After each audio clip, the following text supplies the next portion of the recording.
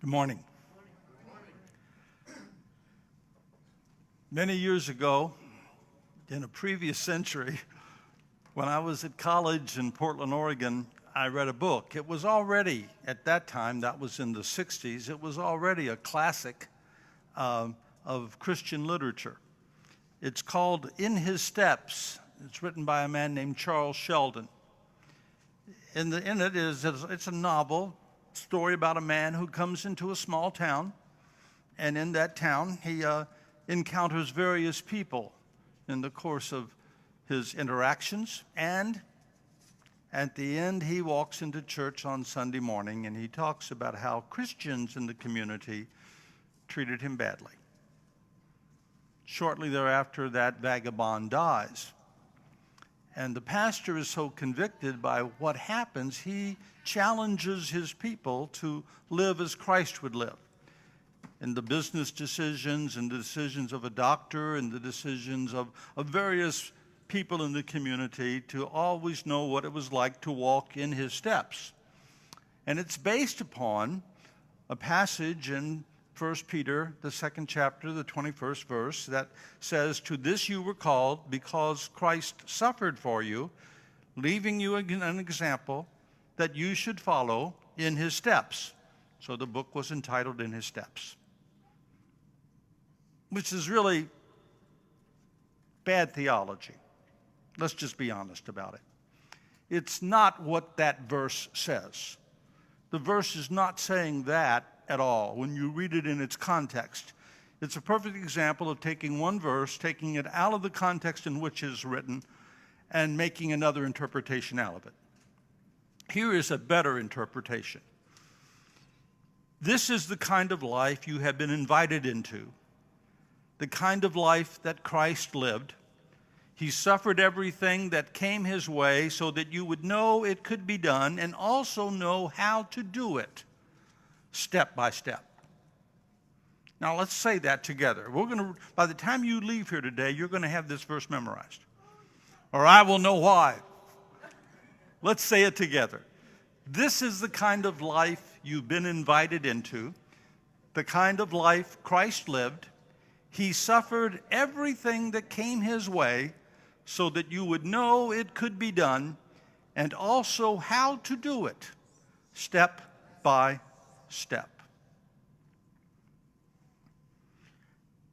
I need to stop and tell you that I have a basis for giving you this message today. I have been with you now for almost 6 months. And while I have talked to some of you privately, I have never openly shared a portion of my story with you. And I want to do that today. First of all, I want to introduce you to my wife. Her name is Susan. Yes, that's her. This is the one who has borne the burden. This next week, I think, on August the 23rd, we will be celebrating our 53rd wedding anniversary. Now, the applause that you have is for her. She put up with me. And I tell you, there's one thing I've learned. It is that there is a picture in the dictionary next to long suffering, and it is a picture of my wife. It is her spiritual gift. We got married in 1969. And we, like many other people, wanted to have children. Susan went through a number of miscarriages. She was unable to carry to full term.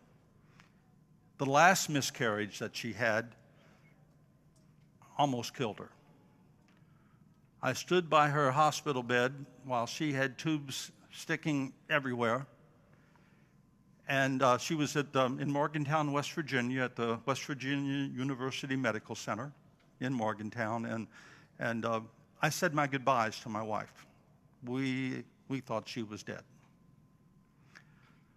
Thanks to a wonderful doctor named Lowell Smith and the many other physicians and nurses there, she recovered. And we decided that what we would do is adopt. We adopted 2 girls. Both of them we adopted not as newborns, but as children. The first girl we adopted is Miranda, Randy, as she likes to be called. That's Randy. She just celebrated, and I'm not supposed to say this out loud, but she just celebrated her 52nd birthday. She has 3 children. On your left is Dakota, the oldest. He is getting married next year. On her right is Colton. He got married 2 years ago and has 2 children already. And in the middle there is Savannah. Savannah has just turned 22. You can tell this was a picture that's a couple of years old. And Savannah is getting married next month. I have been and will perform all their wedding ceremonies. She and her husband are divorced, and she has raised these kids, well, since Savannah was 10 years old. She has raised them on her own. We adopted another girl later. Her name is Dawn, Donna Diane. She has been our challenge. Dawn came to us from West Virginia. While we were there, we applied for adoptions, and she came from West Virginia in Princeton area. And Dawn has followed a different path.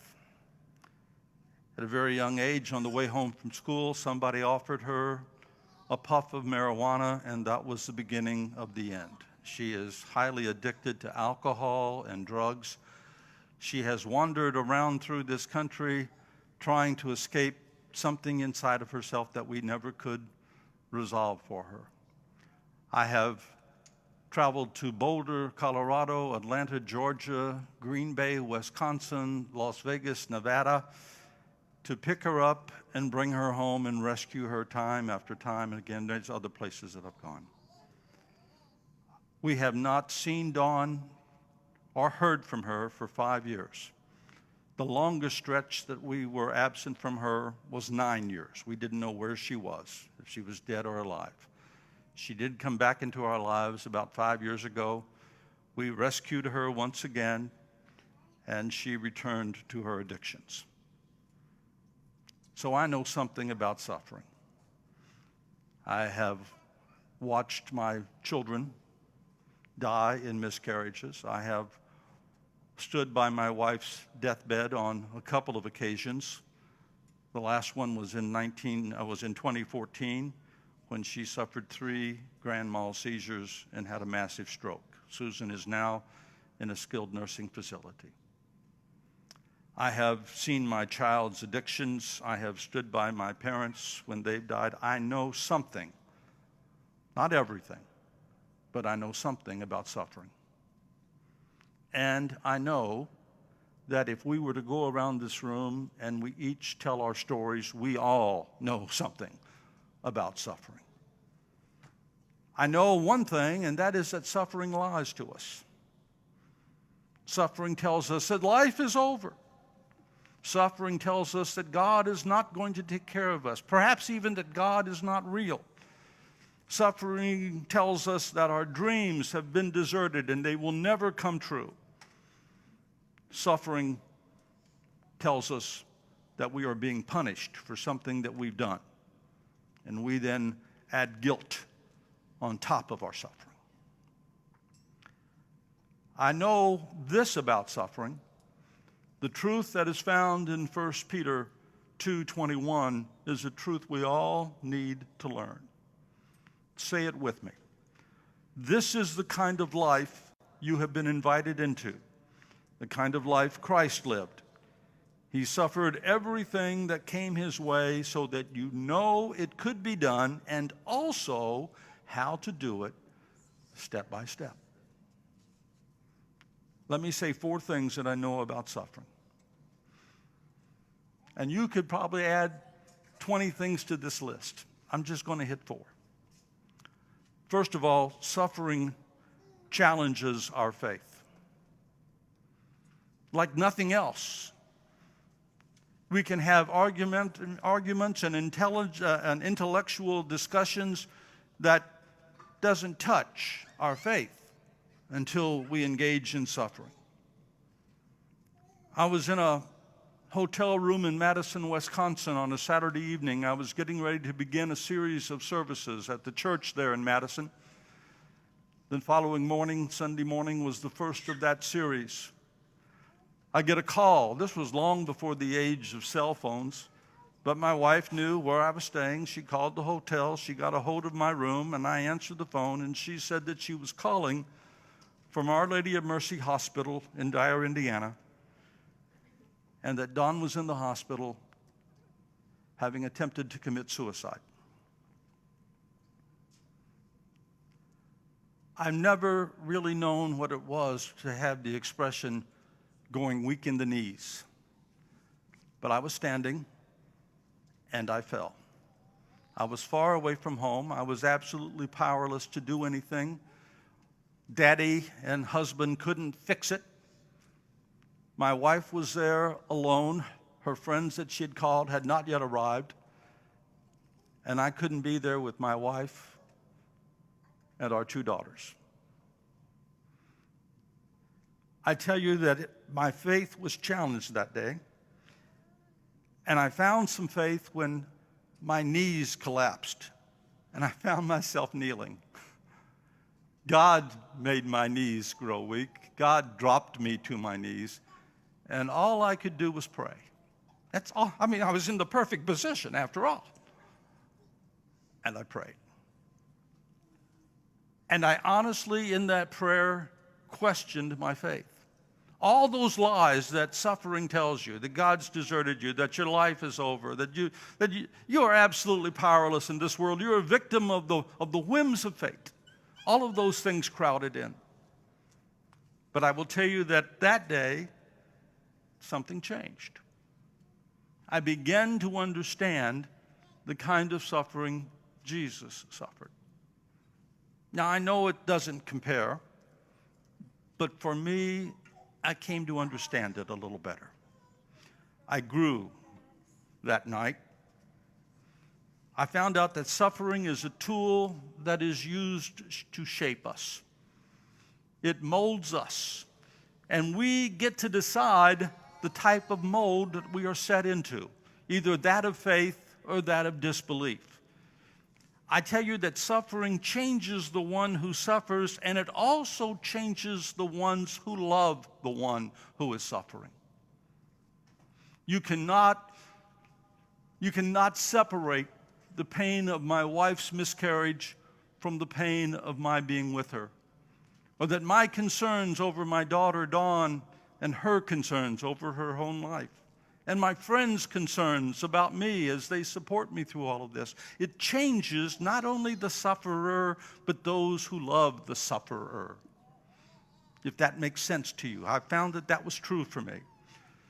Suffering introduces us in almost a polite form to that which is unbearable, to that which is unwanted, to that which is unjust. And it shakes, absolutely shudders our deepest convictions. It ushers us into the very place we try to avoid, and ultimately it will show us our true identity.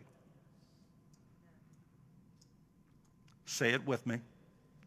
This is the kind of life you've been invited into, the kind of life Christ lived. He suffered everything that came his way so that you would know it can be done, and also how to do it step by step. The second thing I've learned is that if you will let it, suffering creates Jesus-like qualities. I don't know what kind of suffering you've gone through. I know some of the suffering I've experienced. Perhaps it has been a deadly diagnosis. Perhaps it has been a deserting spouse. Perhaps it's been a delinquent daughter or a dying friend. But out of that, we find that suffering, in addition to leaving us bleeding, it also teaches us patience. That things are not always in our control. And that Jesus' love, Jesus' grace over something that is not deserved becomes very real in the crucible of suffering. Suffering literally means to remain under. Therefore, suffering is choosing to remain under the pain so that you would know it could be done. To remain under the pain while you are growing and experiencing that which will make you more like Christ. Say it with me. This is the kind of life Christ lived. This is the kind of life you've been invited into. The kind of life that Christ lived. He suffered everything that came his way so that you would know it could be done and also how to do it, step by step. The third thing I learned is that suffering changes our view. It changes our perspective. It is that process of transformation that is a necessary requirement for maturity. It is that element of self-development that becomes the teacher of tolerance in our lives. We know and understand that all people suffer, but until we place that suffering of theirs into a perspective, we never really learn tolerance. We never really learn sensitivity. We never really learn maturity. Suffering is what Jacob experienced when he wrestled with the angel at Bethel, if you'll recall. And he said, let me go. The angel said, for the dawn is breaking. He said, I will not let you go unless you bless me. And the angel said, you are Jacob. What's your name? He says, I'm Jacob. It means I'm a deceiver, I'm a cheat. And he says, no longer will you be a deceiver and a cheat, but your name will be changed to Israel, Prince of God. And Jacob, in the morning, walked away from that place with a limp, and he carried it the rest of his life. I tell you, suffering leaves us limping. And we need to look around this room and look around this community and look around this world, and we will find a world that limps because of what suffering has done to them. But I tell you that it can also change our view, and it can enable us to rebound with power so that as we limp, we come with the assurity of God's presence in our lives. Say it with me. This is the kind of life you've been invited into, the kind of life Christ lived. He suffered everything that came his way so that you would know it could be done and also how to do it, step by step. And finally, suffering shows us what is true. It will really clarify for us that which has eternal meaning. It focuses us in on that which is truly important, that which has priority. Not only does God suffer with us in our lives, but he suffers with us through our lives. And we learn that our bearing up under that suffering, remaining under that yoke of learning, is a witness to others and a sign of God's power in our lives, and that can be a sign of God's power in their lives. God does not turn his head from us in our suffering. He tells us the truth, and he says he is not indifferent. There are many places in the scripture where the Bible reminds us, and then in suffering we experience that God literally tastes our tears. Say it with me. This is the kind of life you've been invited into, the kind of life that Christ lived. He suffered everything that came his way so that you would know it could be done and also how to do it, step by step. I don't know what your suffering may be, but I will tell you that if you ask a doctor, if a doctor asks you what kind of pain you're experiencing, they will want to have it on a 1 to 10 scale. Is it the worst pain you've ever experienced, or is it just a mild annoyance? 1, 2, 3, 4. You know what? It's all 10s. When you're in pain, every pain is a 10. And when you're suffering, every bit of suffering is always a 10. It's not a competition. Pain is real, and it's important. And they are all of our suffering is experienced differently. The lessons that are learned, the response that is taken, are only constant. The only thing that has everything in common with everyone else is this, that Jesus is our model. Say it with me. This is the kind of life you've been invited into, the kind of life that Christ lived. He suffered everything that came his way so that you would know it could be done, and also how to do it step by step.